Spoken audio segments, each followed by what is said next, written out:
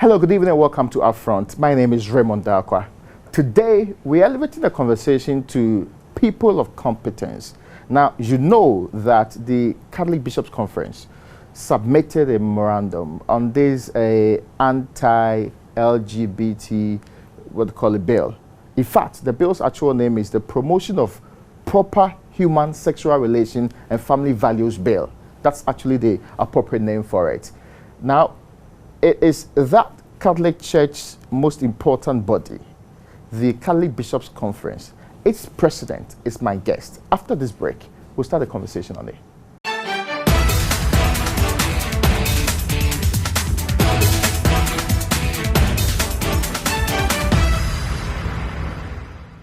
You're welcome back. This is UPfront. Most Reverend, you're welcome. Thank you. So, Most Reverend Philip Name, I hope I got the name right. That's right. Yes, I sometimes fear I will get it wrong. Is the president of the Catholic Bishops' Conference. Please, I hope you are doing well. I am. Yeah. First, there's the thinking in society today that values are not supposed to be determined only by the church or any secluded group, and that even homosexuals have human rights, and that they have the right to also determine part of our values as a people, and that there is no way they can be discriminated against. And exactly what this bill and those of you who support it are doing is purely going against their human rights. I would like to begin, thank you for the question, by denouncing the allegation that the church is trying to be the only one, trying to determine the values of Ghana. In this bill, when you think about this bill, our traditional rulers are there. Okay. They are part of the coalition. Islam as a religion is part of this coalition which is sponsoring this bill. Okay. Then the Christian churches, the leaders of all the Christian churches. Our main starting point is the fundamental difference between the human person and other created things like animals, the fish in the sea, the trees, and the birds. These are all God's creation. And these go along. We normally say that God created the human person in his own image and likeness. Okay. So, as a human being, there is a way of behavior, a way of life that should distinguish you from the other created beings. And therefore, our responsibility here is to remind human beings, especially when it comes to sexual relationships, that when God created the human being in his own image and likeness, he also had an intentionality how human sexuality should be exercised. And therefore, we are concerned, and we express that concern, if human beings now begin to engage in sexual relations in a way that even the animals who we consider base animals, the lower animals, do not. God himself had more or less defined that the woman was created to complement the man, and both of them were in marriage to collaborate with God in the further creation of the species. And that's why the churches are saying, and even Islam is saying the same thing, that any relationship which does not foresee the possibility of procreation, like a woman having sexual relations with a woman, or a man having sexual relations with a man, this is not the type of relationship God intended in creating the human being in sexual differentiation. Okay. But Reverend, you would admit that not everybody is Christian, or even in the faith community. There are those who are insisting that all this conversation is merely about regulating what happens in people's bedroom, and that really should not be your business, should they? But that is not what we are doing. We first of all want to form conscience, and it's up to each one in his conscience to say that if I'm created in the image and likeness of God, then this I cannot engage as a human person with reason and responsibility in sexual matters the way that a group of people, a small group of people who want to look like, they now want to determine how the human being should engage sexually. This is unacceptable.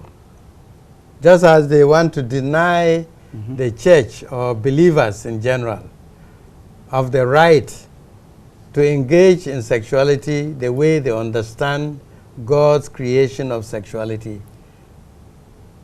Just as they deny that, they do not have the right to want to impose their way on others, and which way we say is not acceptable, even by people who do not believe in God. Okay. We have what we can call the natural law. The natural law. Even people who do not know God know that when it comes to sexuality, the natural way is for a man to be attracted to a woman. There have been a very strong body of people, including academics recently, who have been very vociferous, insisting these are human rights. And the more some of you decide to do everything to curtail the expression of these rights, all that you are doing is taking us backwards as a state, making us fall into the pariah system, a state that is in and of itself not respecting people's rights. This is not true. If you are talking about human rights and who determines what, you cannot do that over the values of the state. And this conversation has revealed recently that if it comes to determining what the values of Ghana are, you cannot leave out the traditional rulers. This conversation must involve them. And I don't see any house of chiefs in Ghana who is coming to say that instead of a man marrying a woman, it should be allowed for men to marry men. They are the bearers of our culture, and therefore our social values as well. You cannot leave out even those we call non-religious, traditional believers. They do not share this conviction which is trying to be enforced or to be popularized by the lesbian and gay movement. And therefore, what we are saying is that let us take who the human being is, whether he believes in God or not. But fundamentally, you may not believe in a Christian God or an Islam God. But Ghanaians in general all believe in a higher power than the human being, who has an influence on the life of the human person. Will we be isolating ourselves from the rest of the world? Are we in the extreme minority of intolerant societies? We are not intolerant. And if you consider this, I would like to say very greatly, very emphatically, that those you consider, or many Ghanaians consider the progressive, are actually culturally, I would say, downtrodden. Really? Yes. There are many things which were flourishing and which made them great nations. which are no more the same, like family life. Family life. And societies, normal human societies are breaking down in these so-called advanced countries. And these should not be models for us to emulate. Contrary to what you say, the advocates insist that what is happening there is a flourishing society with higher development goals. That these societies have better economies, they have better lifespan, they have better indicators on the Human Development Index of how life has been for them. So quality of life to them is way better than those who believe that this is problematic. That is what I'm saying, that they consider the thing according to their view. Okay. There are four fundamental dimensions. Okay. The relationship with a higher being. Okay. You may call it with God. They want to push that out, the so-called developed countries. There is also the relationship with the neighbor. That is the horizontal relationship. There is a relationship with the self. With the self. And that is where we have these feelings of superiority or inferiority which come in. And if you are one who goes along in life with a feeling of inferiority, even one of superiority, you cannot adequately contribute to the building of a just and a balanced society. I see. And that is why I want to insist that any society which does not take into consideration the existence of a higher force which has an adequate impact on our life on a day-to-day basis is a non-developed or underdeveloped society. Not the determinants of economics, not the determinants of the economics. Not the determinants of quality of life, for example. And these not does water, not food, of necessity exclude water, food, and the basic stuff. That is important, no doubt about it. But you can believe and still have these things. And if these so-called progressive societies will go back to who invented what, they will realize that most of the spirit of invention came from a belief in a higher society. And so the moment that they are removing this from, I will call an essential aspect of human life, that's where I said they are now falling down in terms of culture and social values. There has been two quick statements made in the last few days about this issue to do with culture, values, and the things that should matter to a community or a society. First, they say no cultural dictate supersedes the Constitution of Ghana, and that the Constitution of Ghana guarantees human rights. I want to give you one example. In the apartheid days, apartheid South Africa was legal. Yeah. Did that make it right? Is the counter example not that because there is unnatural carnal knowledge in our laws, it doesn't mean that we should use that to suppress gay people?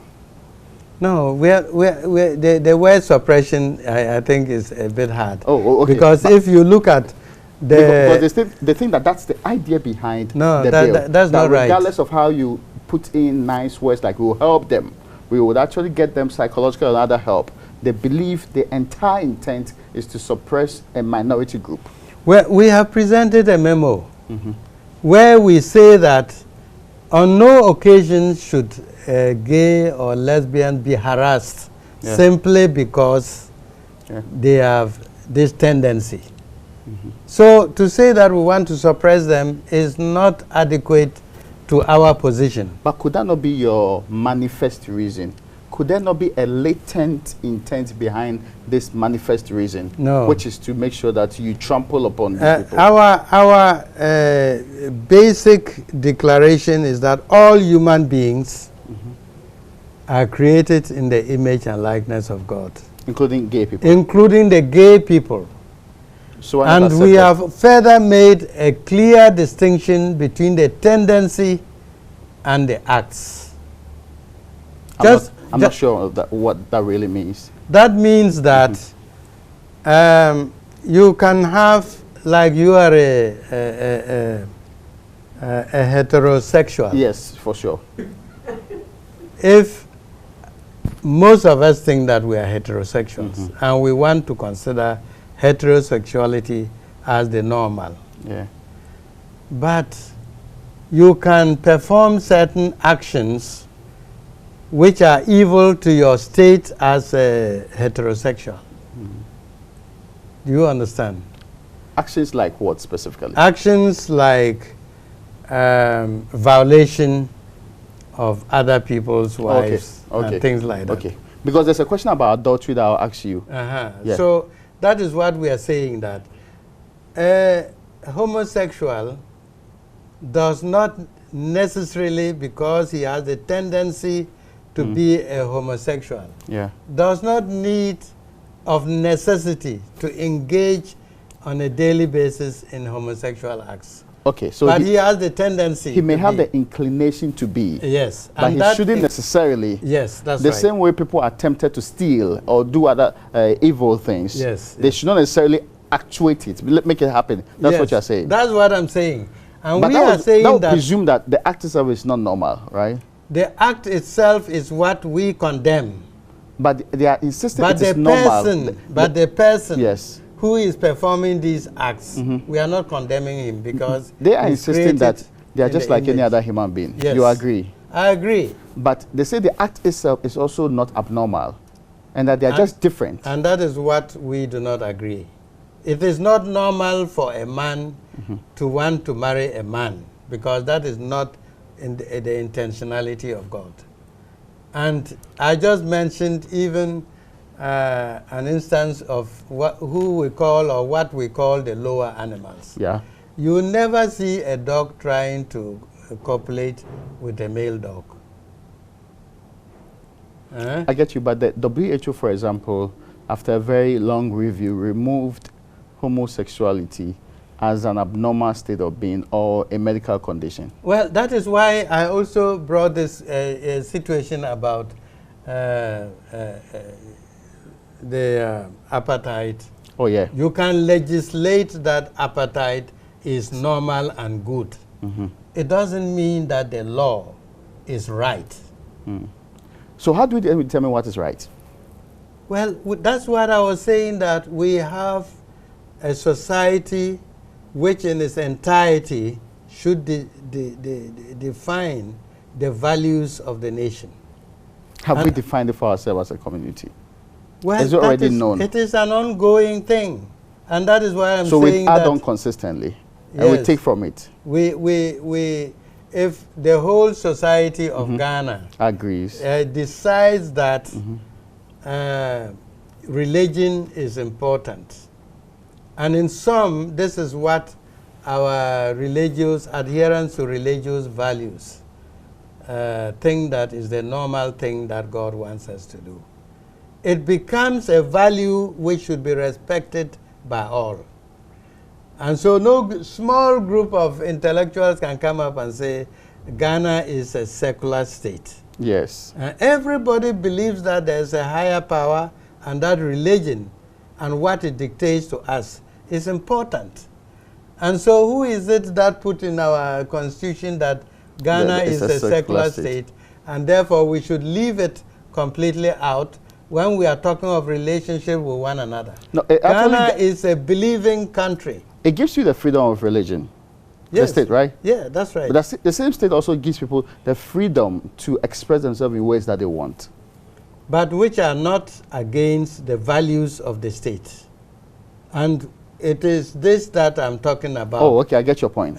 In an undefined way in the Constitution, yeah. Ghana and its values do not accept that men should marry men. This is what I'm trying to say. Even though it's not clearly defined in the laws, but our social values and what it believes is against it. And that is what you are going to get very clearly manifested or articulated in the response to this law which has just been tabled. There's an argument that says you make laws to ban activities that affect society negatively. The harm theory suggests that unless there is harm emanating from the conduct of the people, you do not necessarily want to touch it. The question that has been asked is whether homosexuality and the homosexuals involved, their conduct affects society in any way. They do. They do. Fundamentally, if you allow what they consider as the right to go on, it impacts also on the population of our nation. It puts a risk to the future existence of Ghana as a country. If men are marrying men and women are marrying, who are the ones to produce the children that will become the future of our country? But in fairness, they cite the other countries and say, well, they have not collapsed. They are still giving birth. They are still procreating. Nobody's preventing them from doing so. And again, now we understand that even the gay couple have found some means of having children through other people. But that is what I'm saying, that they depend on the collaboration of others to have those children. Yes. And here again, you can ask about the right. The right. Okay. The right even to have those children. Whether they have the children through artificial insemination and all of that. Or surrogacy. Let somebody else produce this child for me. Yeah. There we can question the moral right of people who, from the word go, don't want to produce their own children. Wanting to use others to have children. We can question the moral right of these people on that. So if you don't want to go through the process, yet you want to get the benefits of not going through the process. That's right. That's what I'm saying. But you were asking about the harm. Yes. And that is what I was articulating. People who say they will not collaborate with God in the further creation of the humanity are hurting the country. You are putting the future at risk. Actually, we need more people not giving birth because our numbers are higher than what the population council was. That is the ideology of the West. Oh, it is the country it's about plan in the States. It's about... Well, that is what I'm telling you. Show me any one country that has ever developed without a bigger population. You need labor force. Commensurate with your resources. Yes, not the resources are what will be created. Okay. Let the population be there. You need brains. You need scientists. You cannot achieve all of this with a very small population which cannot cater for all these areas of the development. I see. If you take the histories of whether any European country or America, none of them ever developed without population. It's only when it came to Africa that they felt that we are not worthy. In other words, African populations are a burden to the world population. We cannot accept this kind of assumption. We cannot. But frankly, they give us aid. They supply our governments with resources. When COVID struck, we had to rely on them for vaccines. Well, we are talking of now. But I want to say that if we accept our own responsibility. Okay. Because if you take Europe in the 11th and 12th centuries, they didn't have this level of development. How did it happen? Who gave them the resources? But they themselves, through their own hard work, through their investigative potential, created the scientists. Okay. There was a time, even as late as the World War, women in Germany were not acceptable to the university. They were not permitted to have university education.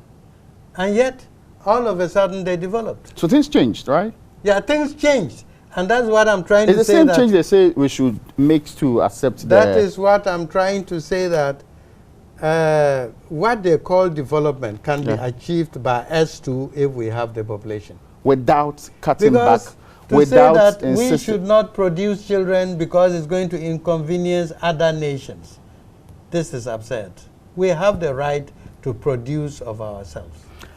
Do you think this has been imposed on us? It is. But we are told that there are more than 54,000 gays in this country who are not foreigners. They are Ghanaians. They have lived here for God knows how long, of different age groups existing. Some of them have been practicing their thing without any hindrance at all, already in this country. But we also know that there are Westerners, including the embassies, who have come out boldly. That is even part of foreign policy. And whose mission is not just to represent their governments out there, but to actively propagate this gay agenda with money.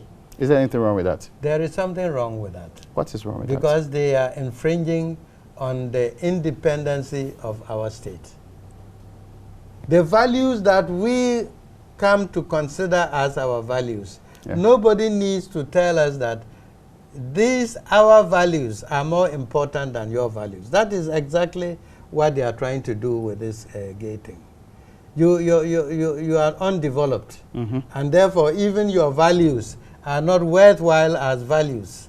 So if you do not allow women to marry women, men to marry men, these are what we think are good values, human values for us in Europe and America. We want you to take that, and they will do everything, including funding people. They know that we are poor.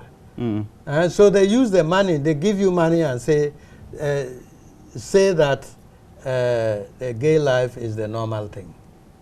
This is a manipulation which we as Ghanaians should come to terms with. We better accept the poverty and hope that if we engage ourselves with the values that we all believe in, we will develop one day like them, who were not always rich. To be fair, the president's cousin has been making a fundamental comment about we attracting sanctions, we suffering from the bill being passed, and that would affect our finances as a state. That would make it impossible for us to attract some sort of funding from the relevant institutions. I want to tell you that every negative influence also opens possibilities, great possibilities. Okay. If we are not getting aid, this fact alone will be an impetus for us to say, let us produce, let us develop on our own.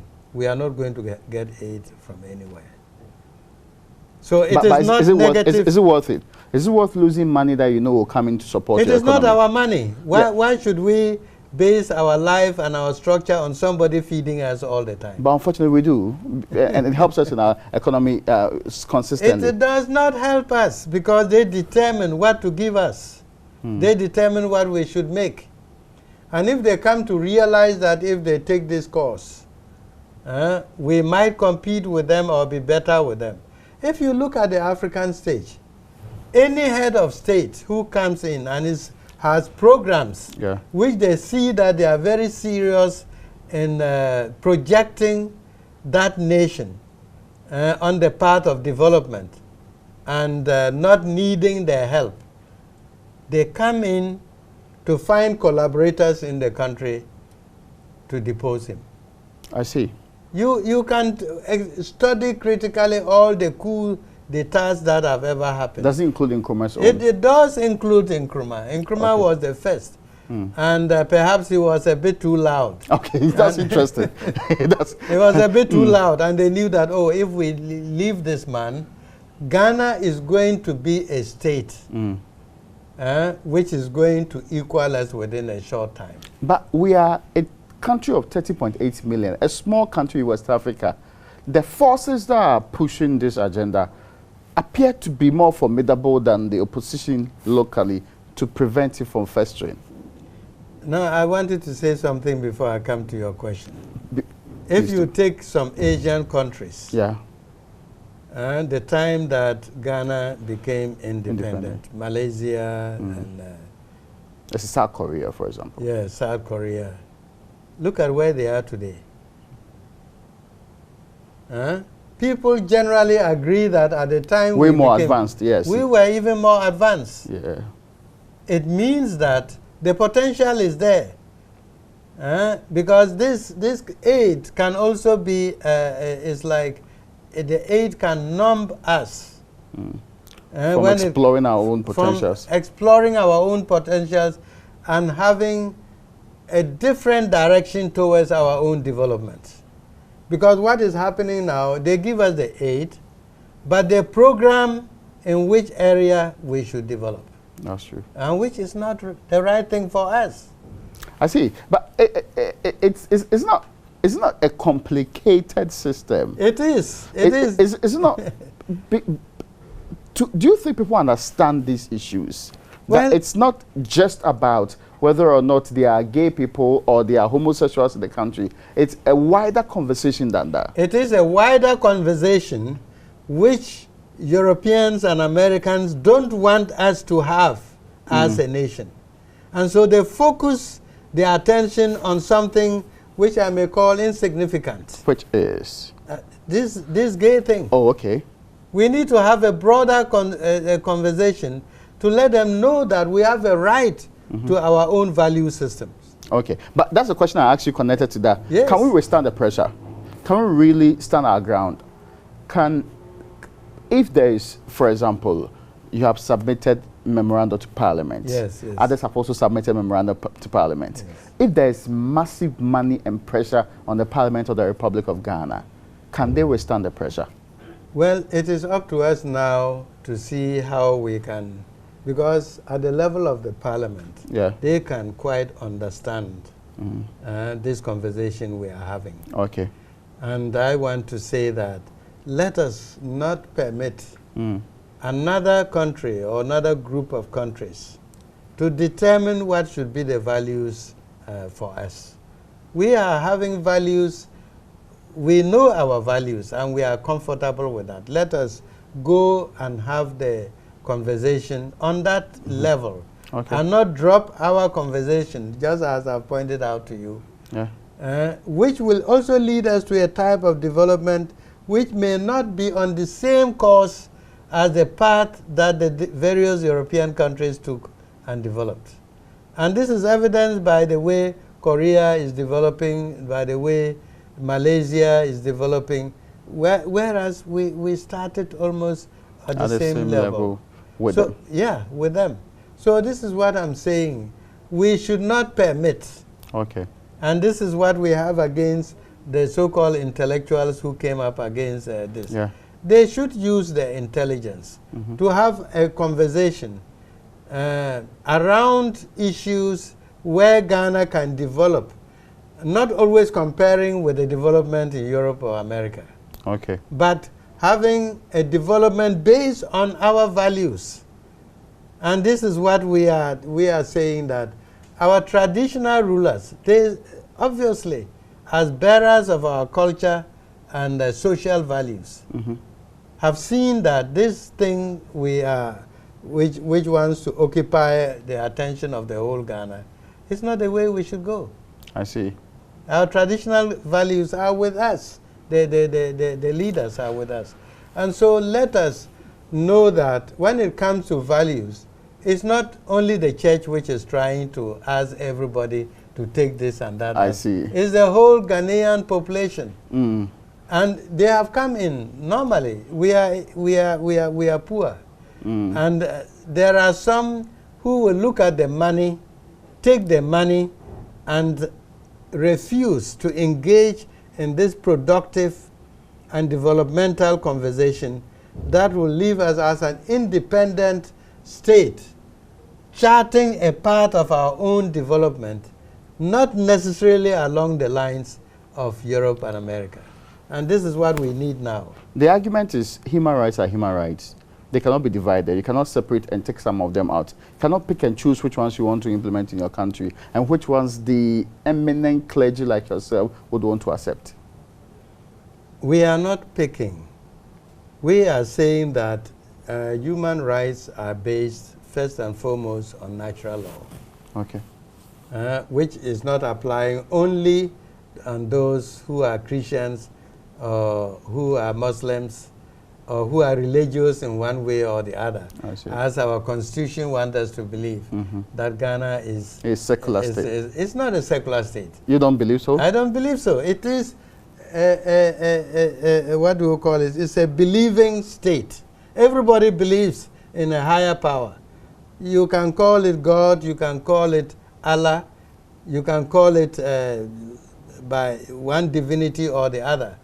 But Ghanaians, to quote Mbiti's word, we are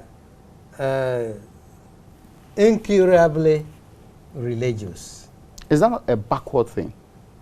Why was believing a God who has created modernized us? societies have moved and separated the state from the church. People fought wars to do that. Yes, I know. Yeah. Nobody is preaching that we should fight wars to maintain belief. We all see that that was wrong, what they did. Really, the separation? No, the separation was wrong. Really? Yes.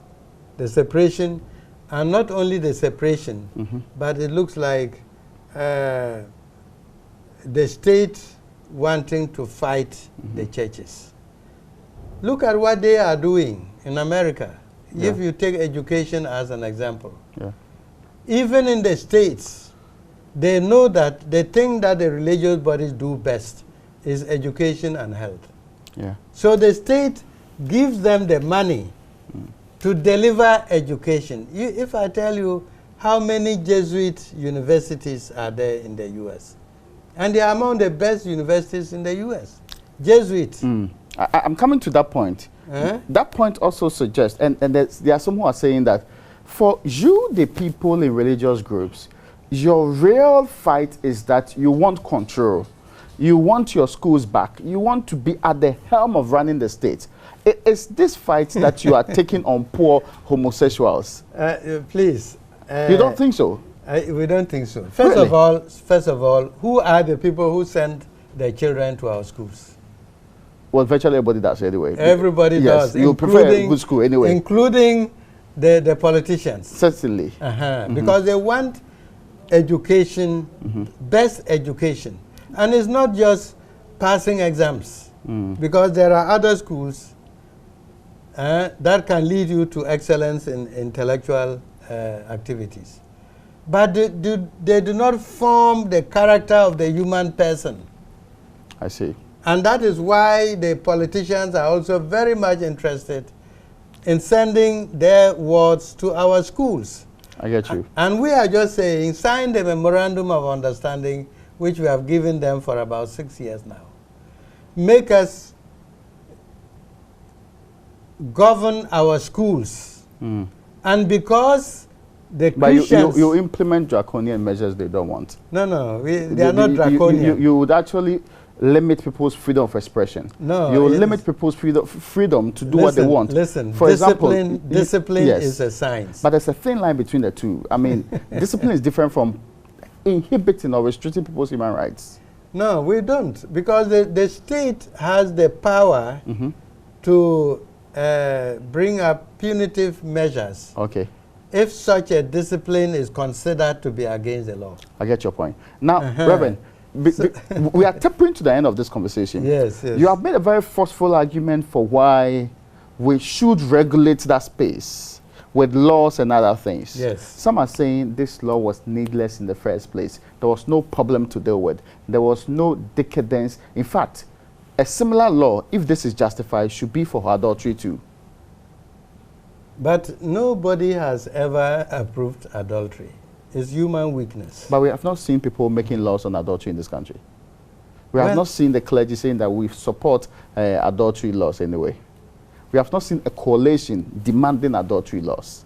Because, listen, we are saying this because they are now going into our basic schools and spoiling the mind of our children. This is happening? Yeah, it's in this happening. country? In this country. Oh, I see. They are going into the basic schools and telling our children, you know,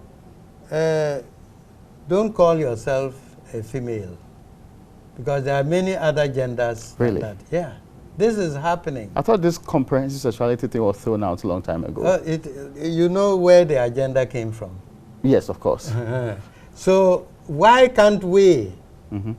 We have educated our children for centuries. Mm-hmm. Why must it be another nation coming to tell us what we should teach our children? I see. Even if it is morality. So we are against this. Mm-hmm. And let no one in a subtle way, because they have money, because they consider themselves developed, to come and tell us, let women sleep with each other. There's a counter-claim that those of you also promoting this bill have been paid and are being sponsored to do it. Well, I haven't been paid yet. Yes, okay. You say yet. I haven't been paid yet. Yes. But if anyone intends to do that, I Yeah. invite him to come. I will take the money, Mm-hmm. but he cannot take my conscience. That's interesting. I will take the money because I did not campaign for it. Mm. I will take the money, but I will represent the same values that I am putting on air now. Okay. Now, Yes. this is supposed to go to Parliament. It's heated already. 100 different memoranda seeking to influence the bill one way or the other. Yes. Do you think the bill will pass? It will pass, You are sure? definitely, because the Ghanaians are a believing people. But ultimately, it will be decided by the The 275 members of Parliament. Parliament. Yes. That is what I'm saying, and they have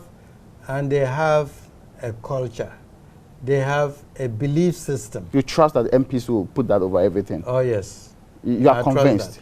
I trust that. I hope And have they given you the assurance that that will happen?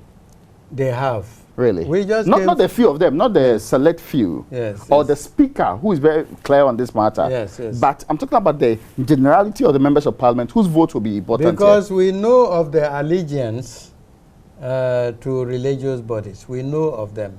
Mm-hmm. And no MP there Mhm. will like to send her child or his child to school, and the boy comes to say, oh, Daddy, I don't want to be called boy again. I want to be called this and that gender. If they don't pass the bill, what will happen? Let us wait till that time. Now, there's also, At that time, when they have not passed it, then When- you can come and have another interview. when the bill was being sponsored, there was a group of people who were sponsoring it. People have clearly said that the only member of government who was part of those sponsoring the bill has gone very quiet on the matter. Now, they are also saying that we have the president's lawyer and other people very strong in government, including the president's family members, clearly opposing the bill. And It shows indirectly the thinking of government. And also saying that Yes. even if the bill is passed, the Yeah. president will not assent to it. Yes. Yes, that's what they're saying. This is just the pre-bill discourse. Yeah. We also had a president of Ghana who came out clearly to say, you people out there, you can keep your money, but homosexuality is not our thing. That's not the current president.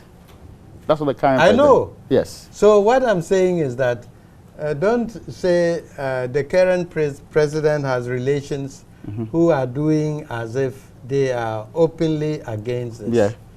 We only care about those of his relations who are members of parliament. Okay. Because you can make much noise if you don't have a vote there. If you don't have a vote, we have no issue with you. I'm concluding this conversation, but somebody recently said mostly the clergy has not been very vociferous on other matters like corruption, like children being abused, like poverty. You are basically just putting all your energy in this basket, and it is not justified. No, it is not true. They are ignorant. Okay. The Catholic Bishops' Conference have come out with a booklet on child abuse in the country. Okay. And we have stipulated that every parish must assent to it and must have it. And that child abuse should guide the welfare of children. We have said that every diocese must have a desk in the administration of the diocese on child abuse. Corruption? Corruption, there is no year that the conference will come together and will not speak against corruption. But you have not sponsored a bill against corruption. No, we have not. You have not gone to Parliament to But present we memorandum. have engaged the president a number of times on corruption. Okay. And things that come out like judges taking bribery and other things, we get on it and we engage the government on that. Now, I have to conclude this conversation. I wish we could make it more than this, because it's an interesting conversation. Yes. I have to conclude it. But there's also this question, though, that you are bulldozing your way through. You are acting like the state belongs to you because of your numbers. And through that, you are stifling dissent of all sorts. No, what I would like to say is that this is not our style as religious people. We respect people's consciences. But we are just trying to say that if a bill is on the floor, let people vote according to the conscience they have. That's what we are saying. Okay. But do not let, you see, it is also a question of the dignity of Ghanaians and of the Ghanaian state. Okay. Let not any people who consider themselves developed nations said, oh, this matter which Ghana had, they could not do what they want because we have more money than them and they need the money. So we went and threw money on them and they left what they knew was good for them and took the money. It is going to be something which will tell us that we have no dignity as Ghanaian state. And that is what is paining us. Now the opposition is clear. What's your plan? Do you have a roadmap to deal with it till the Parliament passes this? Do you have a roadmap of engagement? Do you have a roadmap of further consultation on this matter? We have. We have a roadmap of continuously engaging and sensitizing our church members on it. We also have a roadmap of praying for that God's will also be done in this matter. So we've lined up a series of prayer in parishes, in dioceses. But beyond that, we also think that this is not just anti. We have put out there a holistic treatment for gay people who are already involved in gay. To treat them, because some of them are actually experiencing hormonal imbalances, and that is pushing them there. We have a number of specialist doctors who are giving up their services. And we don't want to call names, because there may be some who are willing to be treated of this issue of being gay or lesbian. It can be treated. I see. It is not just a way of life. I see. And we don't want to publish locations of these hospitals and who is being treated. Who is, because some may want to go there. And we want to respect the confidentiality of the gay members and lesbian members, so that anytime they decide, they should know that we are committed to treating them and making them normal human beings, to engage in normal sexual and family relationships. So we are concerned about the health welfare of the people. Yes. Your Grace, I am most grateful. I'm hoping that we can have this conversation, or after there's a lot more conversation on it, we can have a further conversation on it. Yes, but for now, I'll be willing. Thank you so much for joining us. You're welcome. You're welcome. That's it for our front today.